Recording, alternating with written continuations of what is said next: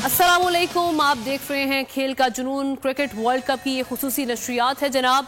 और आज मैच था साउथ अफ्रीका वर्सेस बांग्लादेश का, और साउथ अफ्रीका ने बासानी ये मैच अपने नाम कर लिया।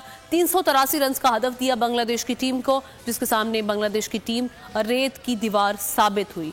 233 यानी 233 पर पूरी टीम आउट हो गई, पूरे ओवर्स भी नहीं खेले और 149 रन से बांग्लादेश को आज साउथ अफ्रीका से शिकस्त हो गई। तो आज सबसे पहले तो हम तारीफ करेंगे साउथ अफ्रीका के जो खिलाड़ी हैं, क्विंटन डी कोक। उन्होंने जनाब 140 गेंदों पर 174 रन की इनिंग्स खेली, जिसमें 7 छक्के और 15 चौके उन्होंने लगाए। तो जो हम अपनी टीम के लिए तरसते रहते हैं कि भाई छक्का नहीं लग रहा, छक्का नहीं लग रहा, आज हमने साउथ अफ्रीका की जानिब से बड़ा ही इंटरेस्टिंग किस्म की आज गेम भी देखी, और जो जिस तरह से उन्होंने इनिंग्स खेली लिटरली सबको मुतासिर कर दिया उन्होंने। आप क्विंटन डी कोक ने साबित कर दिया कि बेहतरीन खिलाड़ी हैं वो, और जिस तरह से हम बात कर रहे थे कि बेहतरीन परफॉर्मेंस का उन्होंने आज मुजाहरा किया।